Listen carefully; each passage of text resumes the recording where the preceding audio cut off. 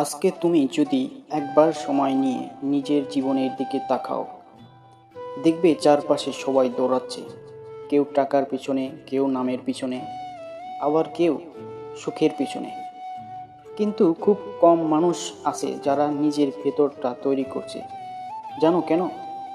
কারণ নিজের মনকে ট্রেনিং দেওয়া সবচেয়ে কঠিন কাজ। তুমি হয়তো অনলাইনে হাজারটা ট্রেনিং করছো, digital marketing, editing, freelancing, YouTube, Facebook monetization, কিন্তু নিজের মনের ট্রেনিং। যখন ক্লান্তি আসে, তুমি কি লড়াই করতে পারো? যখন কষ্ট আসে, তুমি কি দাঁড়িয়ে থাকতে পারো? যখন পুরো দুনিয়া তোমার বিপরীতে যায়, তখন কি তুমি নিজের পাশে থাকতে পারো?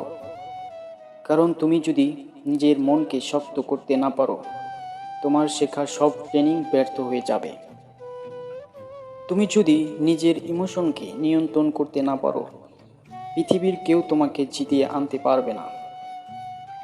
দেখো, সফল মানুষদের তারা সবাই প্রথমেই নিজের মনের ট্রেনিং দিয়েছে। ইলন মাস্ক 6 ঘন্টা ঘুমিয়ে 18 ঘন্টা কাজ করত। আলবার্ট আইনস্টাইন বলেছিলেন, যে মানুষ কখনো ভুল করেনি সে আসলে কিছুই শেখেনি।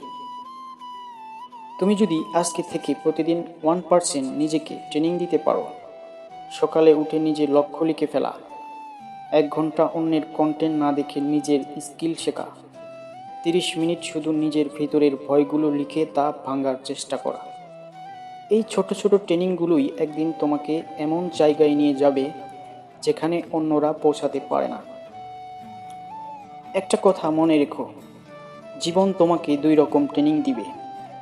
একটা তুমি নিজেই নিবে, আর একটা ব্যর্থতা তোমাকে জোর করে শিখিয়ে দিবে। যদি জিততে চাও, তাহলে নিজের মনকে ট্রেনিং দাও। এখনই শুরু করো, কারণ কালকে হয়তো এই সুযোগ আর থাকবে না। আজ থেকে কথা দাও, তুমি আর পিছপা হবে না, তুমি নিজেকে হারিয়ে ফেলবে না, তুমি নিজের স্বপ্নকে নিজের হাতে তৈরি করবে। তুমি পারবে, কারণ এই পৃথিবী অপেক্ষা করছে তোমার জয়ের গল্প শোনার জন্য।